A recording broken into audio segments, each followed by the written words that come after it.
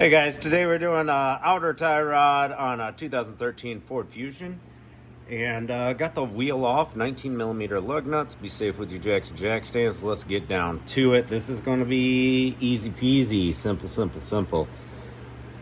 We got a cotter key in our outer tie rod.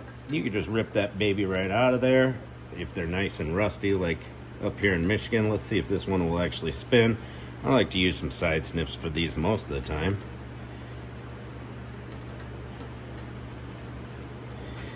Oh, this one looks like it'll come out. See how I got a good grab on it, and then use the stud to pry it out, just like so. And we'll show you the tie rod end we're using. Should come with a new cotter key and everything you need. Now let's go ahead and identify what size our jam nut is and our nut for the tie rod. I'm doing this one on the ground just like you folks would be doing at home. I like to simulate that as much as possible. Unless it pisses me off, then I won't. But first thing we're going to do is turn this jam nut righty-tighty, which is going to loosen it. I got a little bar on there. I just barely cracked it free. Just that much. And this one is a treat. Don't need any torches or anything, it doesn't seem. Got lots of snow today going on out there. Fun times. Pop a 17 millimeter on our impact and zip this boy off. Oh, that's not a 17. You grabbed me a 15. Where's my 17? Oh, I got my 17 right here. Right there, there's the 17. Right here. I don't know how it got there. It was probably just garage gremlins placing them there for me. Now we can zip.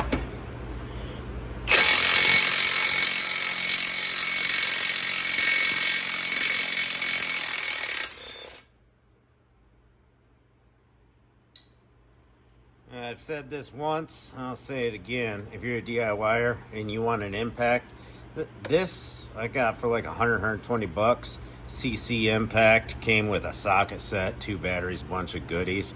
This thing is your best bang for your buck that I've ever reviewed right here. It's in my Amazon store, or you can go to dougcarlsgarage.com. Go check that out. Cop one if you need one.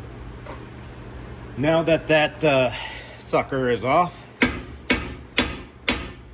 we'll give her some wax right here on this metal. The vibrations will loosen it.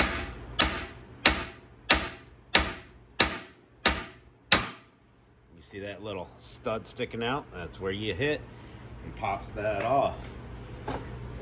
Now we're gonna verify our new tie rod is exactly the same as our old one.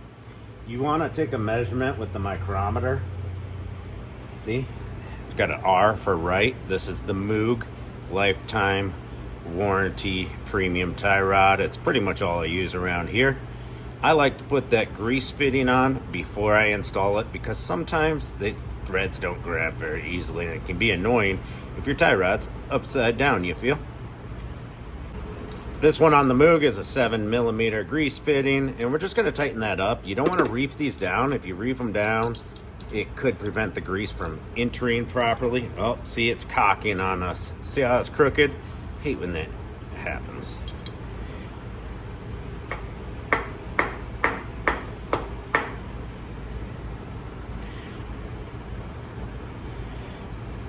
See, I don't know what's going on in the industry these days. It doesn't matter what brand I get or whatever. They all go in crooked or they don't work right, and it's really starting to annoy me. This is across the board, people. I gave it a little tap on the ground to straighten it out a little bit. And there we go. Now we're looking better. Much better.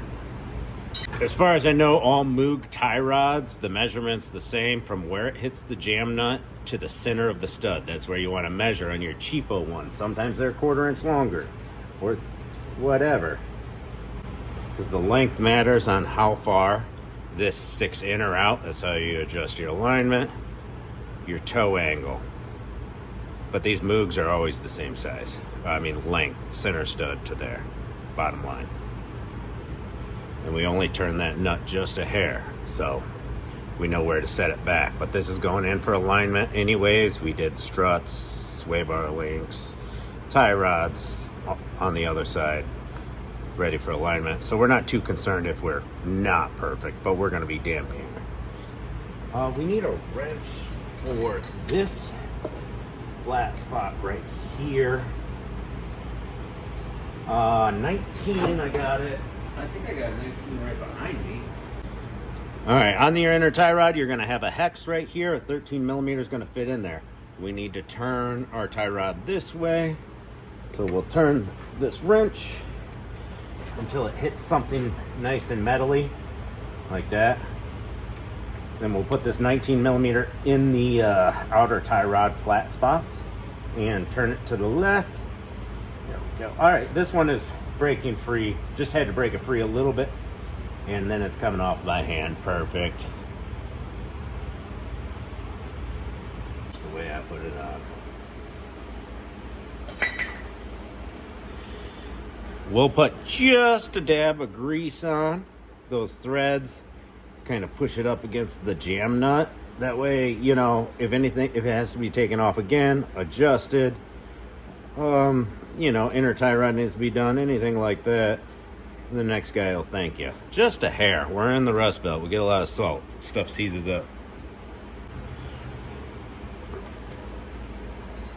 Now we could take this wrench out of here now and simply spin our tie rod until we hit that jam nut. There we go. Now she started.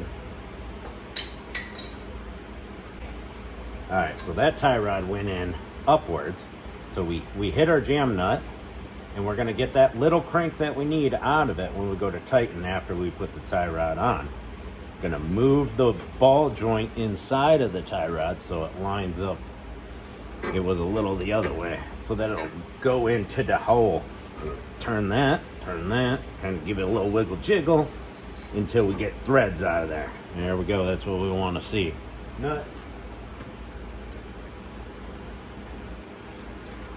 Now there's a torque spec on this. You can look it up if you want to. Probably a good idea. I'm just gonna eyeball it. Let's see if it's still a 17. They always do this shit, don't they? They make it a size bigger. Yeah, probably an 18. 19 sloppy. Yep, need that 18 back, that chrome, the only chrome one in that set. So I'm gonna just use the impact to zip it tight right there till it bottoms out. Like, you know, I didn't crank on that. A 1/2 inch ratchet. So you don't want to be over torqued on this castle nut, and you'll know because the hole in the stud will be above the castle nut. You definitely don't want to be under torqued.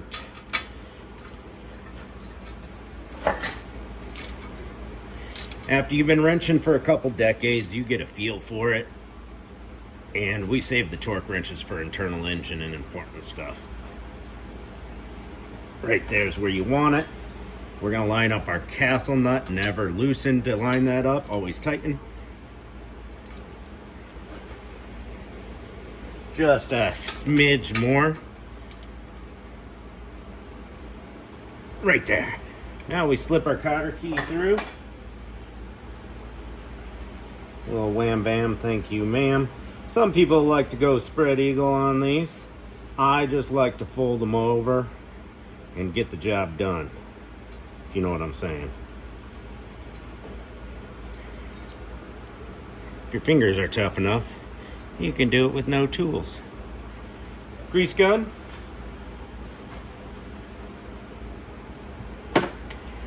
Don't forget to pump her full of grease. Lube is very important, people. Oh no! It seems my grease gun's gone soft on me. Time to fill her up.